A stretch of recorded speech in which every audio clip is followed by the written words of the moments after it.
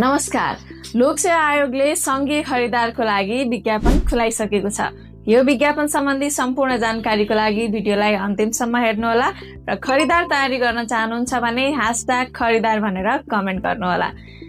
लोकसेवा आयोगले यसपालि सामान्य प्रशासन, लेखा समूह र न्याय समूहमा विज्ञापन खुलाएको छ। सामान्य प्रशासनमा मात्रै 134 वटा सिट संख्या रहेको छ र लेखा र न्याय समूहमा पनि ठूलो संख्यामा रहेको छ विज्ञापन। हजुरहरूले एसई पास हुनुहुन्छ, 2 GPA ल्याउनु भएको छ, SLC पास हुनुहुन्छ भने यो विज्ञापनमा फारम भर्न सक्नुहुनेछ।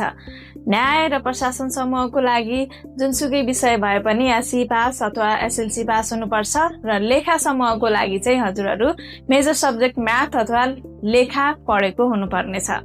हजुरहरूले फारम भर्न चाहनुहुन्छ भने फारम भर्ने अन्तिम मिति चैत्र 17 गतेसम्म रहेको छ र दोब्बर दस्तुरमा चैत्र 24 गतेसम्म पनि फारम भर्न सक्नुहुनेछ।